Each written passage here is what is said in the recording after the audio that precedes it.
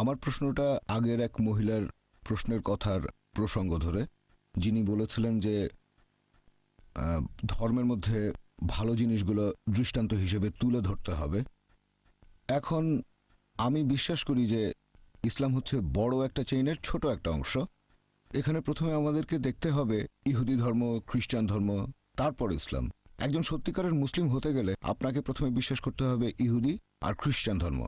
আমার প্রশ্নটা হলো, ইসলাম ধর্ম যীশুখ্রিস্টের ক্রুশবিদ্ধ হওয়া সম্পর্কে কি বলেছে? আমি যীশুখ্রিস্টের ক্রুশবিদ্ধ হওয়ার উপরে ইসলামিক গল্পটা বিস্তারিত জানতে চাচ্ছিলাম। আর আমার মনে হয় যদি এই ব্যাপারগুলো পরিষ্কারভাবে ব্যাখ্যা করা যায় তাহলে আমাদের মধ্যে আর তেমন কোনো পার্থক্য থাকবে না, মাঝখানের দূরত্বটাও অনেকখানি কমে যাবে। ভাই, আপনি প্রশ্ন করলেন, এখানে একটা প্রশ্নের ভেতরে দুটো অংশ। আপনার মতে একজন মুসলিম তখনই মুসলিম হতে পারে যদি আগে ইহুদি আর খ্রিস্টান ধর্ম বুঝে তারপর ইসলাম বুঝতে চায়। আমি এটা মানতে পারছি না। আল্লাহ পবিত্র কোরআনে বলেছেন সূরা আলে ইমরান অধ্যায় নম্বর 3 আয়াত নম্বর 19, আল্লাহ সুবহানাহু ওয়া তাআলার কাছে একমাত্র গ্রহণযোগ্য দিন হচ্ছে ইসলাম। মুসা নবী যে ধর্ম প্রচার করেছেন সেটা আসলে ছিল ইসলাম। তিনি ইহুদি ধর্ম প্রচার করেননি। যীশু খ্রিস্ট যে ধর্মটা প্রচার করেছেন সেটাও ছিল আসলে ইসলাম। তিনি খ্রিস্টান ধর্ম প্রচার করেননি। খ্রিস্টান ধর্ম শব্দটা বাইবেলের কোথাও নেই, এটা কি জানেন? খ্রিস্টান ধর্ম যে শব্দটা বাইবেলে কোথাও খুঁজে পাবেন না। খ্রিস্টান শব্দটা প্রথম ব্যবহার করা হয়েছে বুক অফ অ্যাক্টসে। বুক অফ অ্যাক্টস বলছে যে অ্যান্টিওকের লোকজন তারা যীশু খ্রিস্টের অনুসারীদেরকে ডাকতো খ্রিস্টান বলে। এই নামটা দেওয়া হয়েছে আর সেটা দিয়েছে অ্যান্টিওকের লোকজন। যীশু খ্রিস্ট তার জীবদ্দশায় কোনোদিন খ্রিস্টান শব্দটা শোনেননি, এটা কি জানেন? তাহলে তিনি খ্রিস্টান ধর্ম প্রচার করবেন কিভাবে? আপনি যেটা বললেন যে একজন মুসলিম প্রথমে জানবে ইহুদি আর খ্রিস্টান ধর্ম তারপর ইসলাম সম্পর্কে, এটা পুরোপুরি ভুল। আল্লাহর কাছে একমাত্র গ্রহণযোগ্য দিন হচ্ছে ইসলাম। আল্লাহর সব নবী রাসূলগণ প্রচার করেছেন ইসলাম।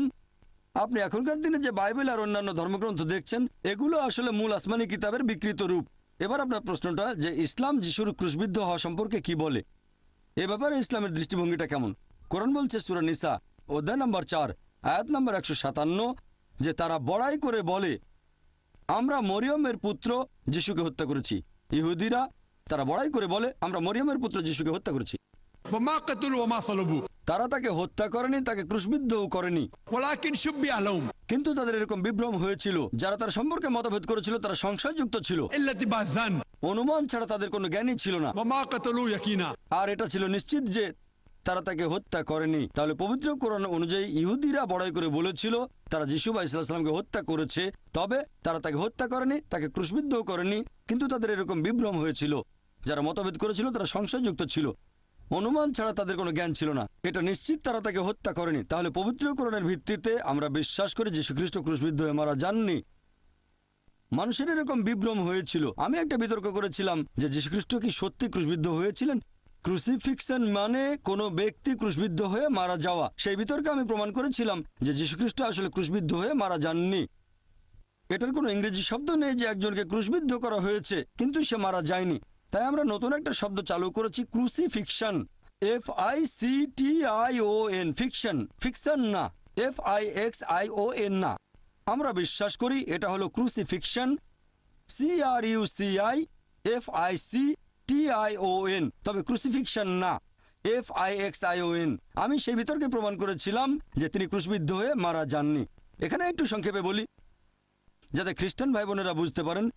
অল্প কথা এখানে প্রমাণ করে দেখাচ্ছি যীশু খ্রিস্ট ক্রুশবিদ্ধ হয়ে মারা যাননি, তিনি ক্রুশবিদ্ধ হয়ে মারা যাননি। একবার যীশু খ্রিস্টকে জিজ্ঞেস করা হলো, লোকজন বলল হে প্রভু আমাদের কিছু নিদর্শন দেখান। এটা পাবেন বাইবেলে গসপেল অফ ম্যাথিউ অধ্যায় নম্বর 12 অনুচ্ছেদ 38। যীশু বললেন তোমরা পাপী আর ব্যভিচারী জাতি আমার কাছে নিদর্শন দেখতে চাচ্ছ?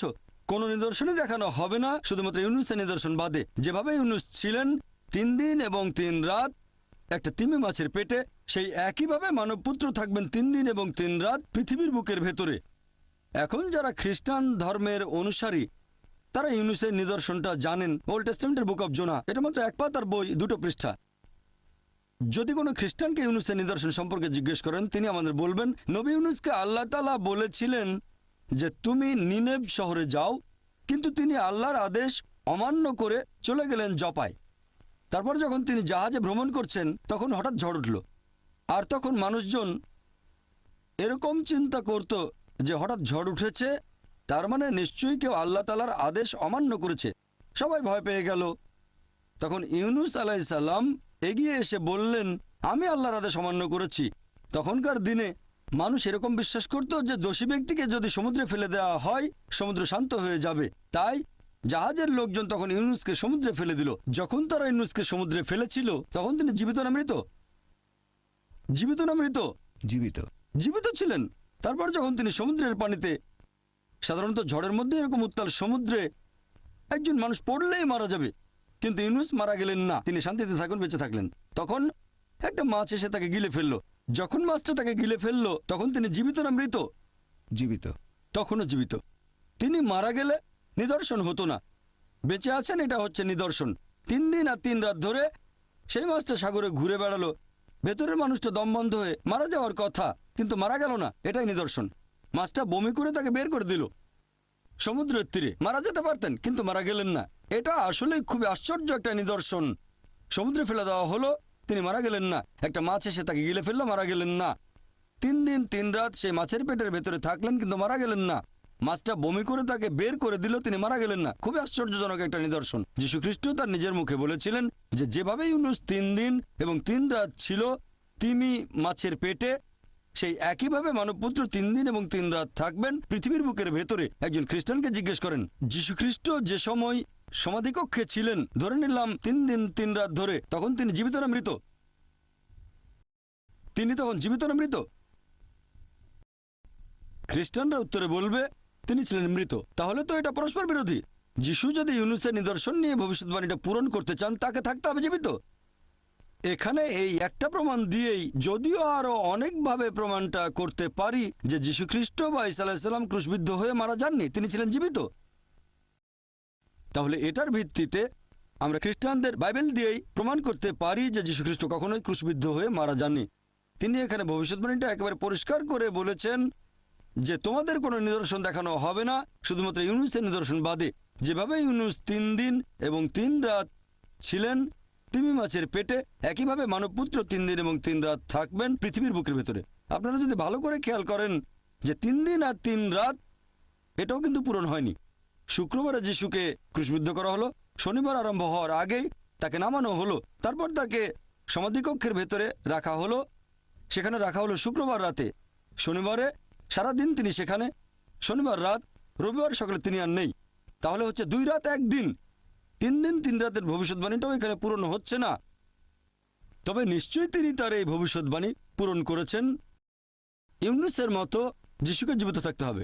আমি এই বাইবেল থেকে বিভিন্ন রকম যুক্তি দিয়ে প্রমাণ করেছি যে যীশু খ্রিস্ট ক্রুশবিদ্ধ হয়ে মারা যাননি। আমার ভিডিও ক্যাসেট দেখেন। একবার বিতর্ক করেছিলাম এক আরব খ্রিস্টানের সাথে, ইরাকি খ্রিস্টান। যিশু কি সত্যিই ক্রুশবিদ্ধ হয়েছিলেন সেখানে প্রমাণ করেছি তিনি ক্রুশবিদ্ধ হয়ে মারা যাননি, আল্লাহ উপরে তুলে নিয়েছেন। আশা করি উত্তরটা পেয়েছেন।